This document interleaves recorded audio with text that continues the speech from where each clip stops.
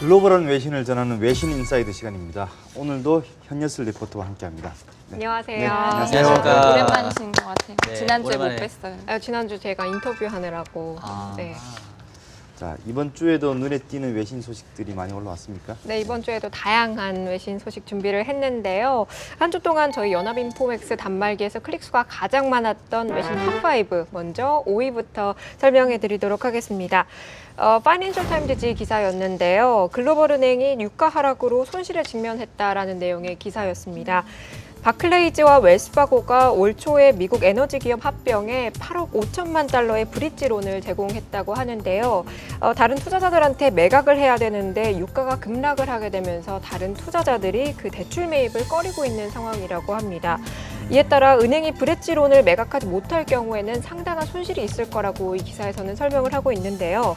이와 관련해서 바클레이즈에 따르면 1조 3천억 달러의 정크본드에서 이 에너지 관련 채권이 차지하는 비중만 해도 15.7%로 10년 전에 4.3%에 비하면 굉장히 크게 늘었다라고 이 기사에서는 설명을 하고 있습니다. 그러니까 지난번에 왜 우리 그 에너지 전문가였던 신윤성 박사님 나오셔가지고 유가가 너무 떨어지는 것도 안 좋다 뭐 이런 취지의 말씀하셨는데 첫 번째 피해자들이 나오기 시작해요. 그러네요. 제가 볼 때는 글쎄요 뭐 이 은행들이 좀 손실 봐야지 어떡하겠습니까? 유가는 지금 같은 이런 글로벌 경기 상황 그다음에 유럽은 지금 그 민간 정부 다 지금 긴축하고 있어서 디플레이션 우려 커지고 있는 상황. 뭐 이런 상황에서는 유가가 조금 더 떨어질 수밖에 없지 않냐는 게 제 생각이에요. 네, 그래서 유가가 지금 60에서 35달러까지 떨어질 거라는 얘기도 나오고 있고. 그러면 사야죠. 네. 원유 선물을 사시면 됩니다. 창고 하나 또 질까요? 이렇게 삼성 선물에서 거래를 하시면 될 것 같습니다. 그래서 에너지 그 채권이 저는 조금 너무 과도하게 저평가된 건 아닌가 싶은데 오히려 좀 이번 기회를 토대로 해서 좀 저가 매수를 할 수 있지는 않을까요?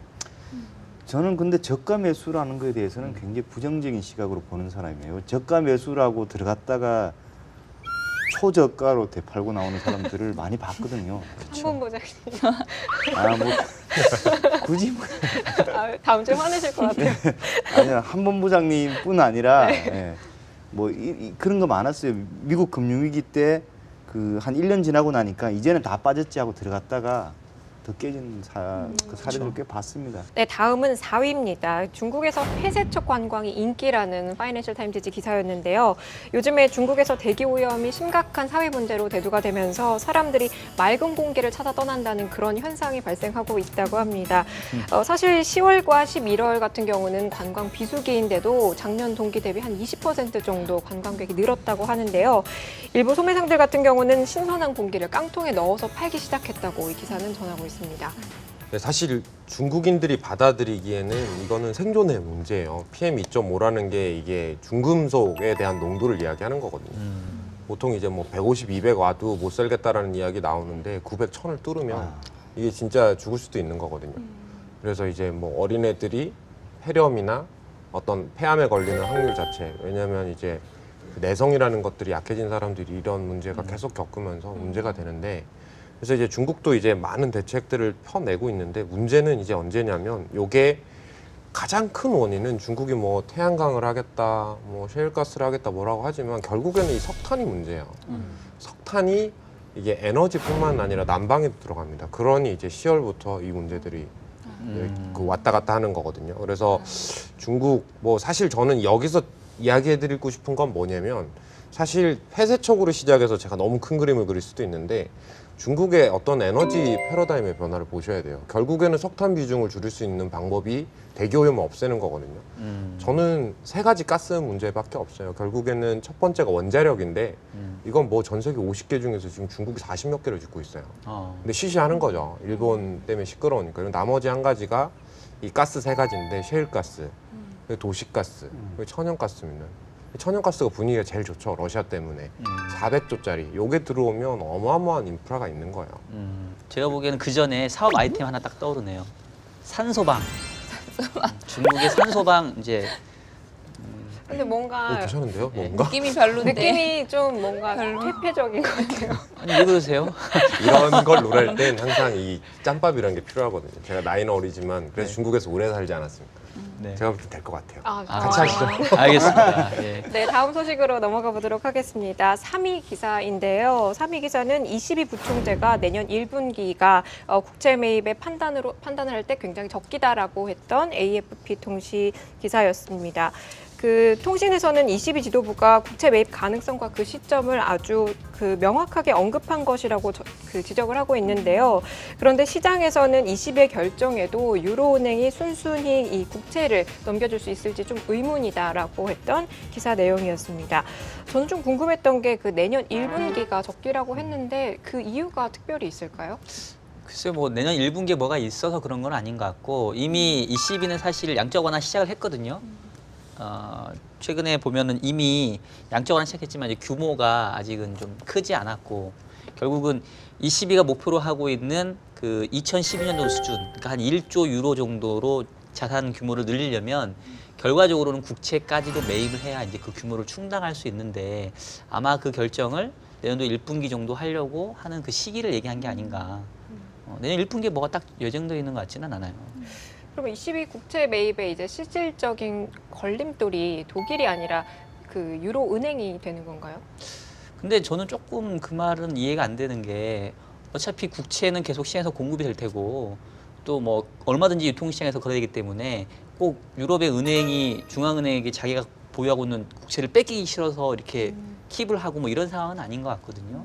그래서 저는 뭐 ECB가 만약에 국채 매입을 하겠다는 의지만 있으면 뭐 특별한 문제는 없을 것 같아요. 그 얘기 아니에요. 그러니까 국채를 가지고 있으면 아주 낮은 금리지만 그나마 조금이라도 수익이 나는데 이걸 현금으로 바꿔가지고 만약에 그냥 ECB에 예치하고 있는 미국 은행들처럼 그런 상황이 되면은 지금 0.1%씩 떼버리는 그런 금리를 적용하고 있잖아요. 지금 마이너스 금리.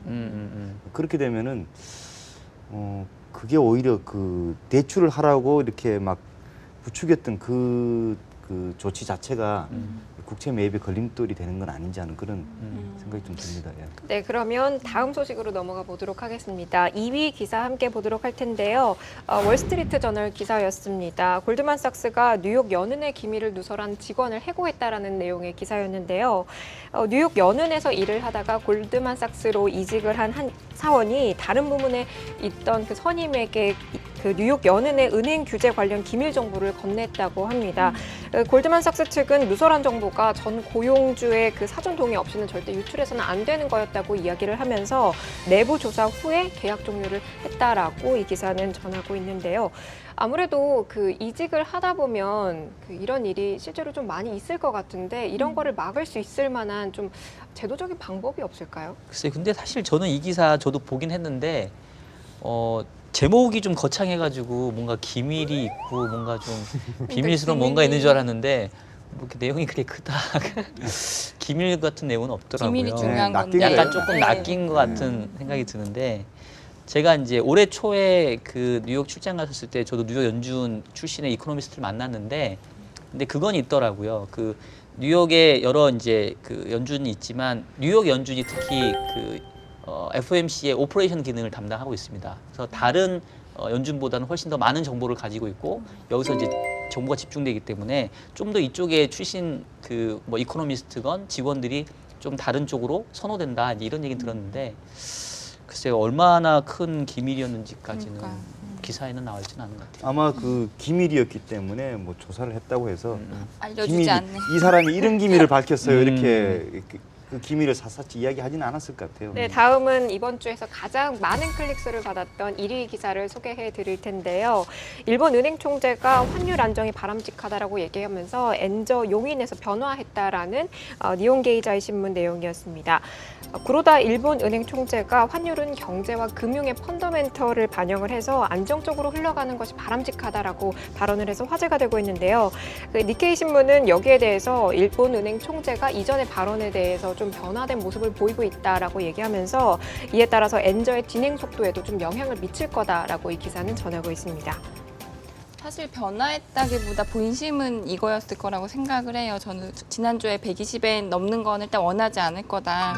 만약에 뭐 일부 IB들이 전망하는 130, 140에는 일본이 유도하는 게 아니라 시장이 유도하는 엔화 약세일 것 같아요. 일본도 더 이상 이제 버티지 못하고 정말 일본에 문제가 생길 수 있다는 그런 뭐 시장의 심리가 이제 엔화 약세로 넘어갈 때 이제 그 정도 엔화 약세가 나타날 수 있다고 생각이 되는데 지금 보면 일본 중소기업들 도산 많이 하더라고요. 에너지 비용 문제도 있고 뭐 수출도 사실 엔저에도 불구하고 좀 증가가 가시화되진 않고 있는 상황이고 그래서 일단 그 120엔 부근까지 오긴 했지만은 앞으로도 일본 좀 정치적인 문제 때문에 일단 다 질러 놓긴 했지만 엔화 약세 속도는 계속 조절을 하려고 노력을 하지 않을까 생각을 해요. 조금 죄송한 질문일 것 같긴 한데 네. 그럼 내년에 어디까지? 아니요, 그러니까 저는 결국 관심은 이제 원화라서 네. 최근에 엔저가 조금 주춤해지니까 원화 약세 환율도 원달러 환율도 상승세가 좀 멈추는 것 같은데 그러면 원달러 환율 조금 단기 고점을 봤다라고 봐야 되나요? 본부장님 안 계신데 왜 굳이 이런 질문을 제가 받아야 돼? 죄송합니다. 아마 다들 궁금해하실 거예요. 일단 117.1원이 고점이더라고요 올해. 연말까지는 연말 환율은 지금보다는 좀 낮지 않을까. 앞서서 그 메인 토크에서 그 중국의 금리에 대해서 얘기하신 걸로 알고 있는데 저는 한 가지 궁금했던 게 그 중국 그 시장 사람들이 중국의 그 중앙은행을 좀 많이 신뢰하고 있는지 어느 정도 신뢰하고 있는지 조금 궁금하거든요. 사실 여기만 해도 지금 한국은행 주격수 두 분 계셔서 여기만 너무 몰려 있어요. 아 그런가요? 분들이. 어떤가요, 중국은? 중앙은행에 대한 신뢰도가 되게 높은 건 제가 항상 말씀드릴 중국은 정권 교체가 아니라 지도부 교대인 국가다. 근데 세계 지도부를 본 사람이 있어요. 중국 중앙은행 총재예요. 근데 제가 봤을 때는 이 조우 샤오추안이라고 이야기하는 중국의 미스터 조우라고 이야기를 하는데 그 사람 참 잘하는 것 같아요.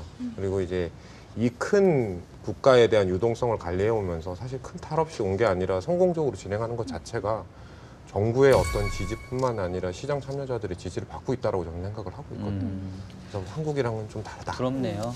네. 네, 제가 이렇게 질문을 드린 이유는 저희 이제 이번에 심층적으로 분석을 해볼 기사가 중앙은행에 관련된 기사라서 여쭤본 건데요. 이번 주에 준비한 소식은 그 이코노미스트지에서 가지고 왔습니다. 중앙은행의 사고방식 틀깨기라는 내용의 기사였는데요.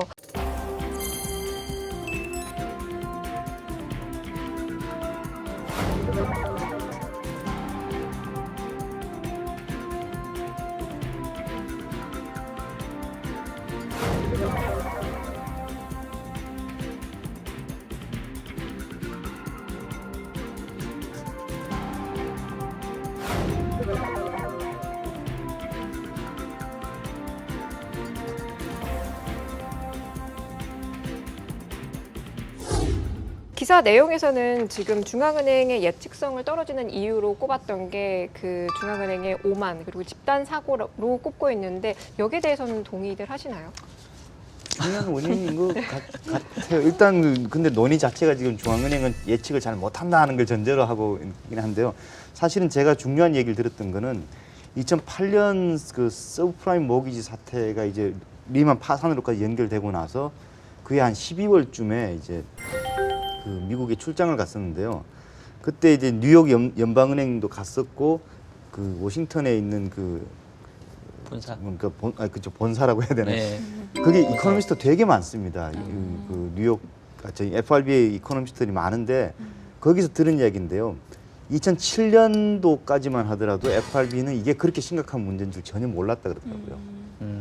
그래서 그냥 오케이 괜찮아 뭐 별거 아닌 거야 뭐 이러다가 결국은 사태가 굉장히 커져버린 건데 그거를 듣고 나서 어떻게 모든 정보가 집중되는 중앙은행에서 그런 판단을 했을까 참 의아했어요 저는 솔직히. 그럼 이렇게 그 중앙은행의 실패를 좀 극복을 하기 위해서 좀 뭘 해야 되냐라고 했을 때 이 기사에서는 뭐 중앙은행의 뷰를 지지할 수 있는 리서치를 사용하는 대신에 뭐 공개적인 토론이나 분석이 좀 더 추가가 돼야 된다라고 얘기를 했는데 그런 방법을 쓰면 어느 정도 극복을 할 수 있을까요? 그러니까 저는 그 방법도 그 방법이지만 사실 우리나라 토론 해봤자 소용이 없는 게요. 갑의 위치에 있어요. 안 들어요. 그러니까 하나만한 이야기를 하기 때문에 사실은 그건 좋은 방법이 아니고 뭐 저희가 그렇다고 해서 중앙은행보다 더 잘한다 이건 아니지만 최소한 그 을로서 갑을 설득해보는 그런 리서치를 해보면 좀 달라지지 않을까 하는 생각이 들어요. 갑의 위치에서 을한테 나의 전망은 이거다라고 이야기하는 그런 느낌이거든요. 사실 어느 중앙은행이나 뭐 비슷할 거라고 저는 생각합니다만 그런 상황에서는 뭐 공개 토론 뭐 다 필요 없는 것 같고요. 예. 차라리 이 어떤 전망의 일정 부분을 민간에도 넘겨주는 것도 한 가지 방법이 될 수 있지 않을까 하는 생각이 듭니다. 예. 사실 그 기사에서는 앞에서 제시했던 그런 해결책이 따르기가 쉽지 않다라고 얘기를 하고 있는데 만약에 모든 발언, 중앙은행의 모든 발언이 시장에 공개될 경우에 투자자들이 오히려 좀 혼란스러울 수 있다라고 얘기를 하면서 그 방법이 좀 동전의 양면과 같다라고 얘기를 하고 있는데 여기에 대해서는 어떻게 생각하세요? 그렇죠. 그러니까 이게 아는 게 병일 수 있고 모르는 게 약일 수도 있다라고 생각은 들고요. 저는 이제 기본적인 생각 자체가 그 누구도 정확한 전망을 내놓을 수는 없다. 심지어 중앙은행이라 할지라도. 근데 중앙은행이 얘기하면 그 말 자체가 상당한 어떤 신뢰성을 갖기 때문에 그게 이제 시장의 잘못된 그 방향성을 이렇게 제시해 줄 수 있죠. 그러니까 대표적인 예가 그 지난해에 버냉키가 양적 완화의 축소 가능성을 살짝 내비친 것 뿐인데 지난해 하반기에 그렇게 글로벌 유동성이 난리가 나고 신흥국 자금이 이탈하고 근데 사실 지나놓고 보면 아주 큰 변화 없이 양적 완화 잘 마무리됐고 그때보다 훨씬 예상보다 뒤에 이 금리 인상 시기가 늦춰지고 있고 근데 그 당시에 분위기는 버냉키 발언 하나로 마치 내년이면 그러니까 작년에 봤었을 때 올해면 QE 다 끝나고 금리 인상할 것처럼 이렇게 뭔가 오해되는 그래서 제가 보기에는 그 중앙은행 내지는 이 중앙은행 참가 그 관계자들의 발언들이 일일이 다 이렇게 전달이 되는 게 그렇게 썩 좋은 것만은 아닌 것 같아요. 그들도 똑같은 사람인 것처럼 우리가 전망의 하나로만 이렇게 받아들이는 게 낫지 않나. 자, 이제 오늘 이제 벌써 12월 다 돼가고 있죠, 우와. 그죠? 벌써. 그러네. 달력 한 장 남았네. 이제. 다들 연말 어떻게 보내실 계획이십니까? 예. 뭐 아직 계획 다 사실 계획이 정신이 없어서 계획을 못 세우셨을 것 같아요. 저희 이제 송년 방송 특집으로 할 건데 같이 좀 생각해 주세요. 뭐 하면 좋을까요? 뭐 하고 싶으세요? 연예인 초청하는 우리 늘 하던 뭐 네. 일본 일본. 저는 뭐 소박하게 먹방 먹방 먹방 좋다 네, 진짜. 먹으면서 진짜. 하는 방송. 하여튼 괜찮은 아이디어들도 있는 것 같습니다. 하여튼 좋은 아이디어 있으시면 제작진한테 제보를 해서. 일본. 네, 엔화 더 떨어져서 네. 일본 갔으면 네. 좋겠어요. 자, 수고들 하셨습니다. 예. 네, 수고하셨습니다. 네, 수고하셨습니다.